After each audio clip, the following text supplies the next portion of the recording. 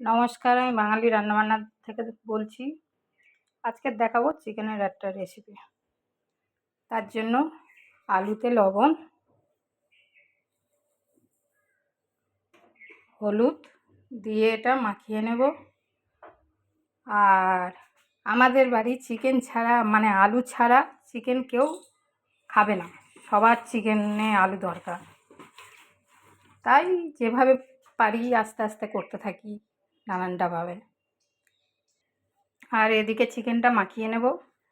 তার জন্য দিয়ে দেবো আদা, রসুন,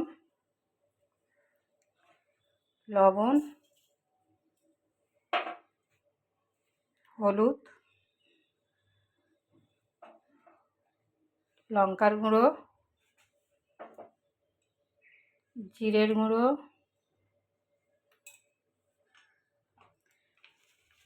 পেঁয়াজ কুচি,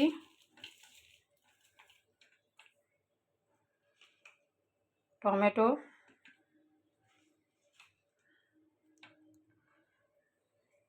তেল, এটা ভালো করে মাখিয়ে নেব। এটা 5 মিনিট ঢাকা দিয়ে রাখবো। এখন আলুটা ভেজে নেব। তার জন্য তেল দিয়ে দিলাম। একেবারে তরকারিটা বসাবো, তার জন্য একটু বেশি করে তেলটা দিয়ে দিলাম একেবারে।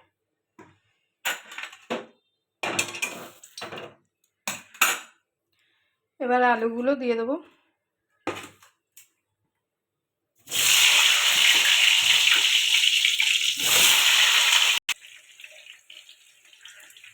আলুটা দেখে নেবো একটু, ঢাকা দিয়ে দিয়ে ভাজলে আলুটা তাড়াতাড়ি সিদ্ধ হয়ে যায়। আলুটা ভাজা হয়ে গেছে, এবার তুলে নেব। মাংস রেসিপিটা করার জন্য তেজপাতা ফোড়ন দিলাম, গোটা গরম মশলা ফোড়ন দিলাম,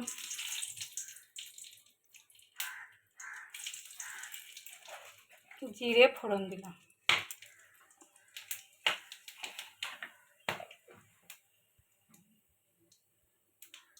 দিয়ে দিলাম কাঁচা লঙ্কা,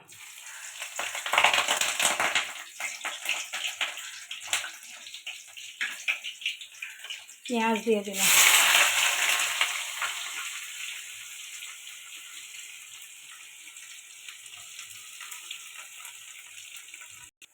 আদা রসুন মাংসের সাথে মাখিয়ে নিয়েছি অল্প করে।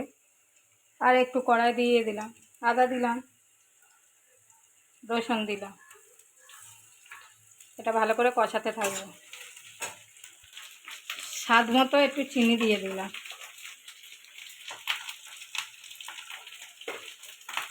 চিকেনটা মাখিয়ে রেখেছিলাম, এবার চিকেনগুলো দিয়ে দিলাম। এটা ভালো করে কষাতে থাকবে। আঁচটা একটু জোরে রেখে ভালো করে কষিয়ে নেবে। 5 মিনিট ভালো করে কষাতে হবে। যত কষাবে তত চিকেনটা সুন্দর হবে। চিকেনটা কষিয়ে নিয়েছি, এবার ঢাকা দিয়ে দিয়ে কষাতে হবে। আঁচটা কমিয়ে দিতে হবে। চিকেনটা খুলে দেখে নেব চিকেনে কত জল ছেড়ে দিয়েছে, কষানো হয়ে এসছে। এবার দিয়ে দেবো আলু। আলুটা দিয়ে দিলাম। এবার ভালো করে কষাতে থাকবে এটা। এবার ওই মশলা জলটা দিয়ে দেবো, দিয়ে আর একটু ভালো করে কষিয়ে নেব।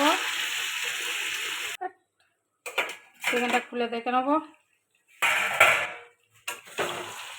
চিকেনটা কষানো হয়ে গেছে, এবার জল দিয়ে দেবো। এবার জলটা দিয়ে দিলাম আন্দাজ মতো। এবার এটা হতে থাক। আলুটা সেদ্ধ হয়ে গেছে কি দেখে নেব।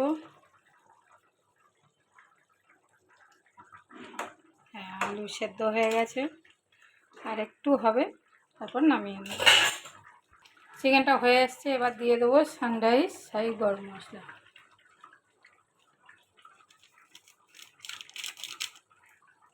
এবার নামিয়ে নেব। হয়ে গেছে।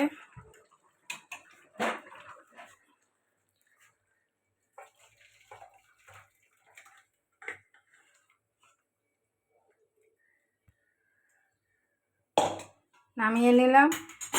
আপনাদের যদি ভালো লাগে লাইক কমেন্ট শেয়ার করবেন। নমস্কার, রাখছি।